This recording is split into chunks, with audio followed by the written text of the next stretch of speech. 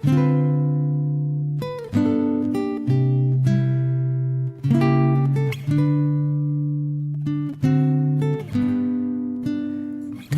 ku tahu kan hari esok, namun langkahku tegak.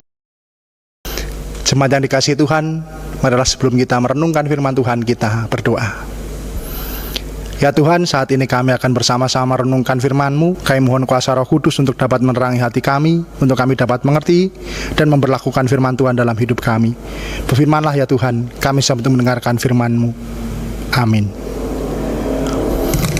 Jemaat yang dikasihi Tuhan, firman Tuhan saat ini terambil di dalam Injil Matius 21 ayat 1 sampai dengan yang ke-11. Saya akan membacakan nats dalam perikop ini ayat 7 sampai dengan yang ke-10. Mereka membawa keledai betina itu bersama anaknya, lalu mengalasinya dengan pakaian mereka, dan Yesus pun naik ke atasnya.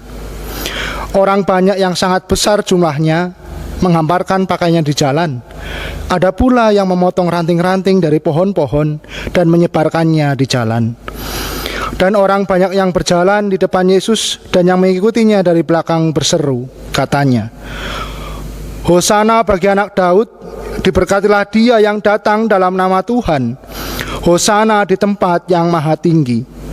Dan ketika ia masuk ke Yerusalem, gemparlah seluruh kota itu, dan orang berkata, siapakah orang ini?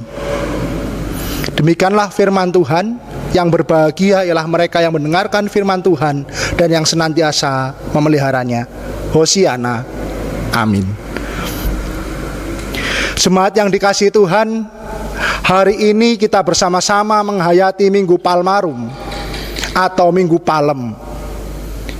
Minggu Palem ini juga disebut juga Minggu Sengsara Tuhan Yesus Kristus, di mana kita juga sebagai umat Tuhan akan memasuki pekan suci sampai hari Paskah.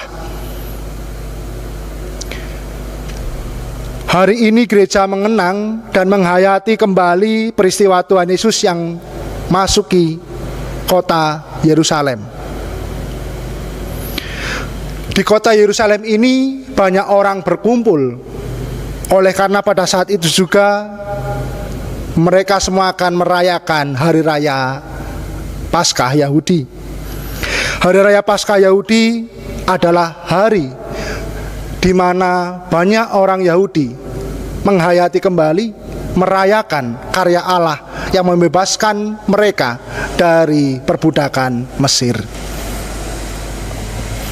Di dalam Injil Matius 21 ayat 1 sampai dengan 11 diceritakan bahwa Tuhan Yesus dielulukan saat memasuki kota Yerusalem. Kenapa banyak orang mengulurkan dia? Tentunya karena banyak orang saat itu telah melihat karya Tuhan, baik di dalam pengajaran maupun mujizat yang sudah dilakukannya. Mereka menganggap Tuhan Yesus seorang pemimpin mereka. Banyak orang menyambut Tuhan Yesus dengan sukacita.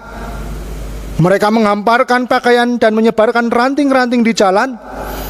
Serta ada juga yang mengambil daun palem untuk memuliakan nama Tuhan Yesus.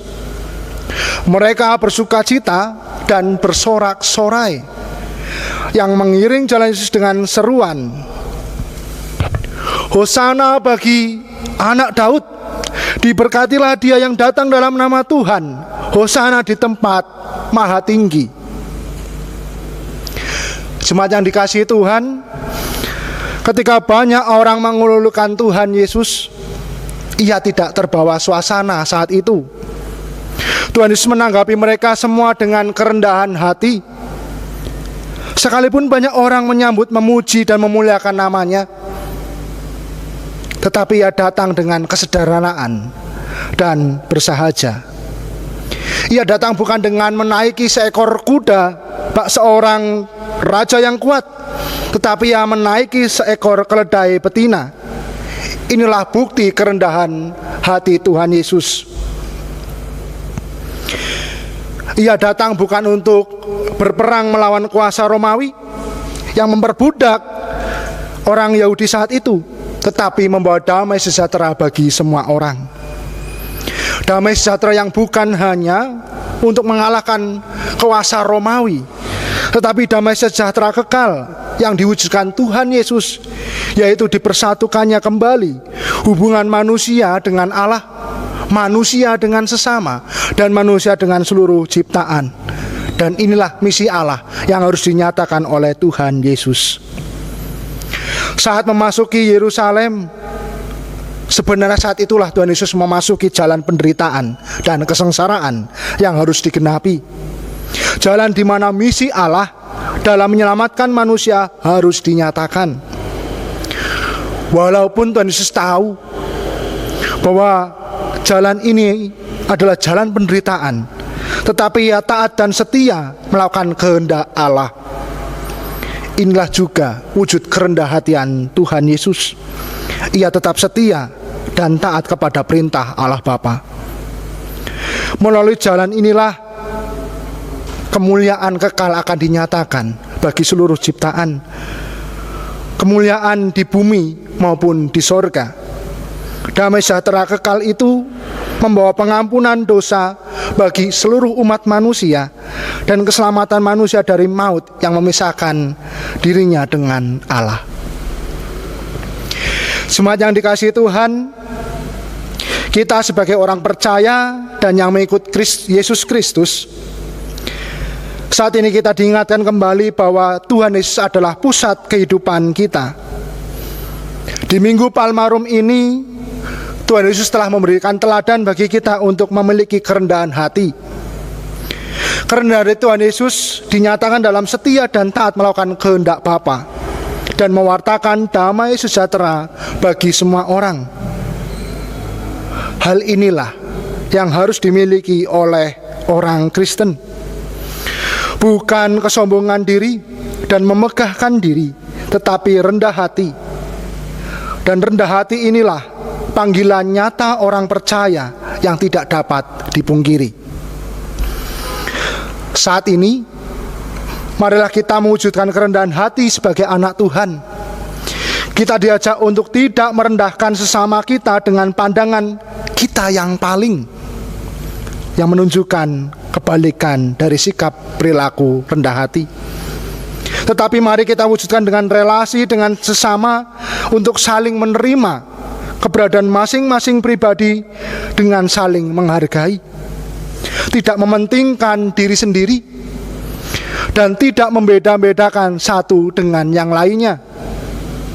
Inilah kehendak Allah yang kita harus lakukan dengan setia dan taat, supaya damai sejahtera Allah nyata di dunia ini. Di saat pergumulan penyebaran virus corona ini, mari dengan rendah hati kita wujudkan juga damai sejahtera itu dengan cara memperhatikan kehidupan kebersamaan, salah satunya dengan menjaga kesehatan dan lingkungan bersama di sekitar kita. Mari kita saling mendukung satu dengan lain dalam memutus rantai penyebaran virus corona ini. Mari kita menaati segala himbauan pemerintah dalam menanggulangi penyebaran virus ini.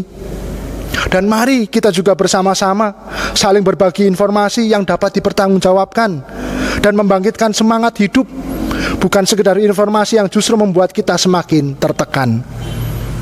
Kemudian, marilah kita bersama-sama dengan rendah hati di hadapan Tuhan Allah untuk tunduk pada kuasa-Nya yang mampu mengatasi pergumulan saat ini. Dan itu dinyatakan di dalam setiap doa yang kita haturkan kepada Allah. Jemaat yang dikasihi Tuhan, di Minggu Palmarum ini Tuhan Yesus meneladankan kita tentang kerendahan hati. Marilah saat ini kita bersama sebagai anak Tuhan meneladan kepada Tuhan Yesus, mewujudkan kerendahan hati sebagai panggilan hidup dan kehidupan kita. Roh Kudus memampukan kita melakukan panggilan kita. Amin.